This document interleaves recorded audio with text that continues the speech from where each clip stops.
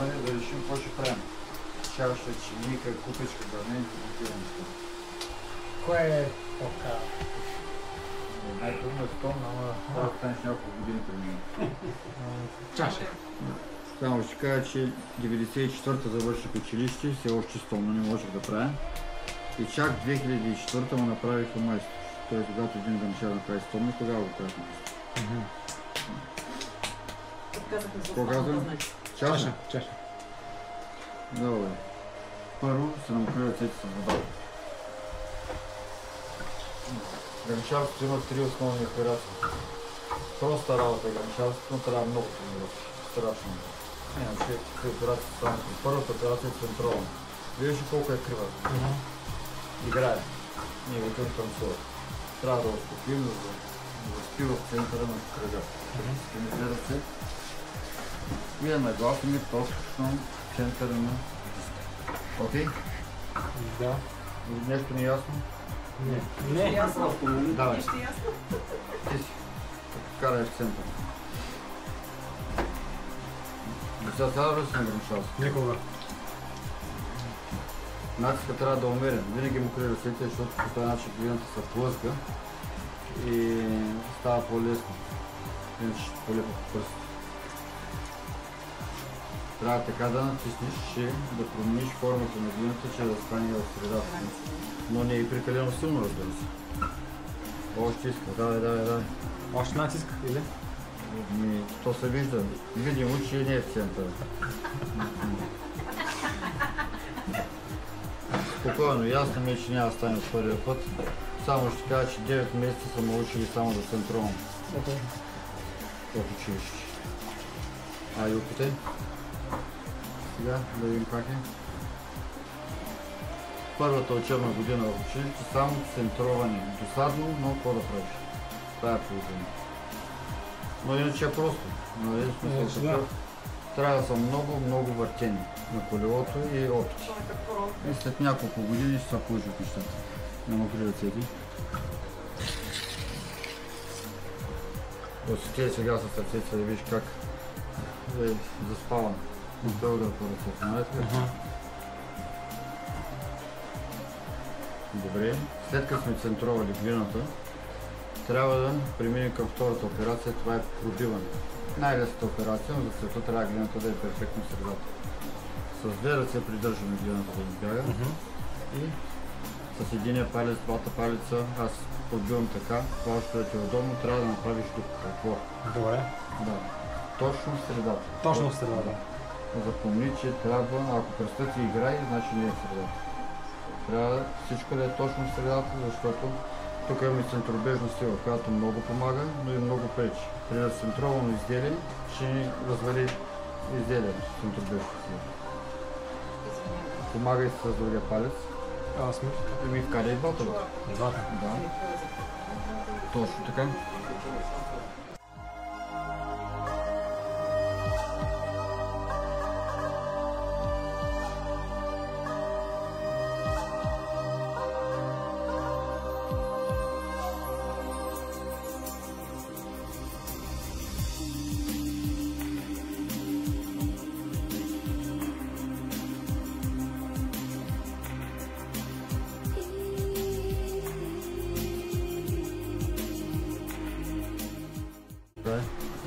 Още мъничко иска, защо? Защото отдолу трябва да стане глина за около 5 мм.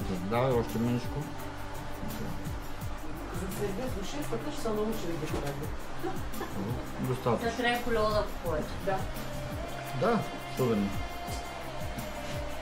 Така. Се чуя къде е по-лите да Не, те електрическите колелета сега ги правят с легенче отгоре, то още няма да пръска.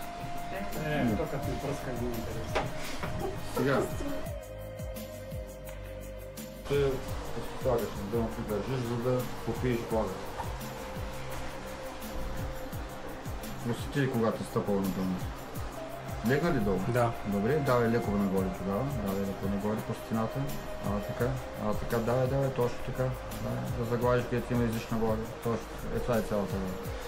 Супер. Сега ще покажа как се прави гравюра. Най-лесната и най-бързата декорация. за всяка друга декорация, която виждаш тук, трябва да чакаме час, два, три, зависи от атмосферните условия, да е по-твърдо изделието, но тази декорация прави директно на колелото. Левичар, десничар, държи с дясната ръка клечката, лявата отдолу, лакътя го подпираме, за да не стабилна ръката. Слагаш клечката в една точка от по твое дясно, не гледай моето дясно, долу-горе наклонен е такъв, за да стане и линийка. Окей? Първо се нагласи ръката да те е стабилна. Точно така. Да, точно така. Давай смело. Достатъчно. Трябва да натиска да е такъв, точно както сега в момента, за да хем да нарисува линейката, хем ако натискаш много силно да не я срежиш. Да прави където искаш линейка. Супер, много добре.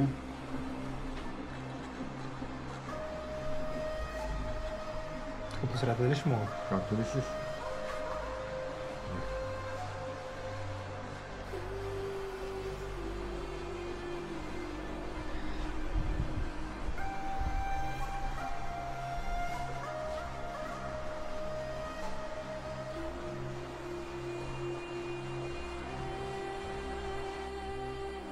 Силно. Така, точно. Мимикри. Добре, Ралица. Вече имаш опит. Нали? Как ние, нали гледа? Първата операция е центроване. Показваме. Притискаме глината, да я нагласим точно в центъра на диска. Виждаш ли? Да. Натиска трябва да е умерен. Тук не се иска да се явно Шварценегър. Тук просто техниката е важна. Не така трябва да излезе централното. Окей? Питай. На тебе ти разцентрувах по-малко, отколкото на Симеон. На тебе все пак дама да е по-лесно. Да. Но мокри малко. Винаги мокри ръцете, за да се ползва с глината. Ще да се ползва. Използвай дланите. Точно така, точно така. Притисни. Малко леки по дланите. Така. Добре, я да видим. По-добре, още иска. Точно така.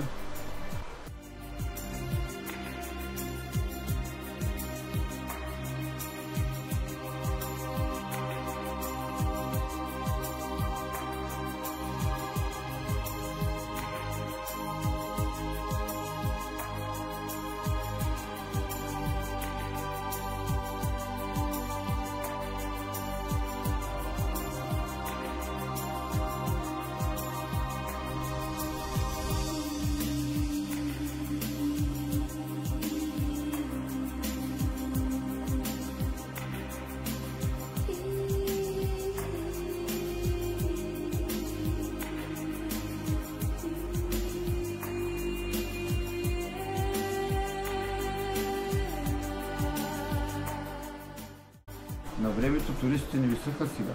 Сега вече хората идат и пият, дават по 200, 300, 500 лева в ресторанта, но да скупят произведение на изкуството абсурд. Това е мисля невъзможно.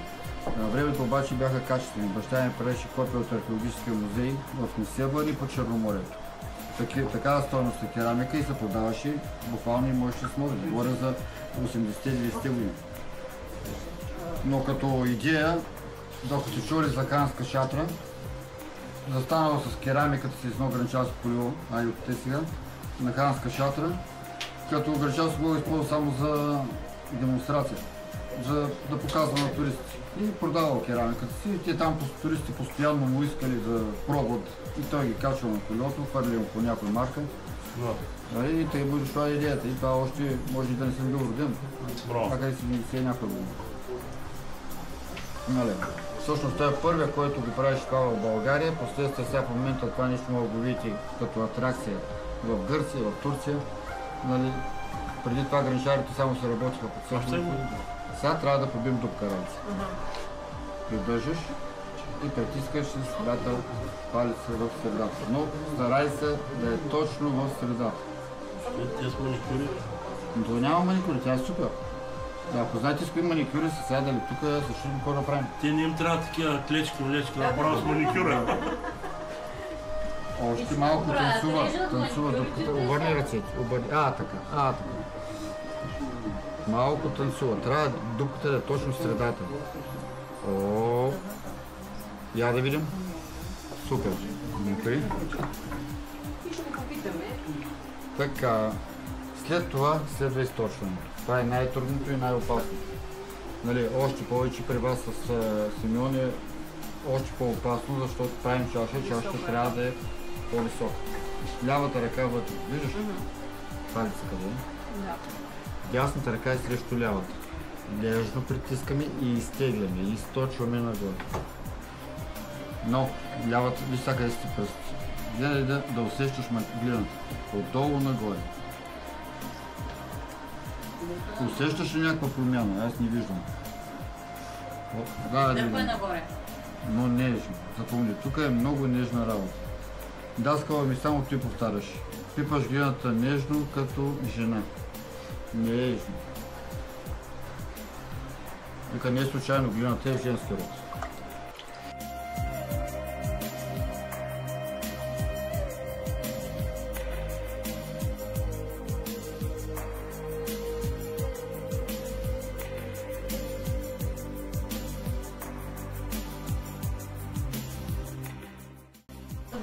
Ще работим заедно. Натисни малко повече отдолу, да стане по-елегантна чаша. И сега тази камерата е добре, че ни свети. Да. Защото тук са идвали при мен с едни светещи камери, буквално му заслепява.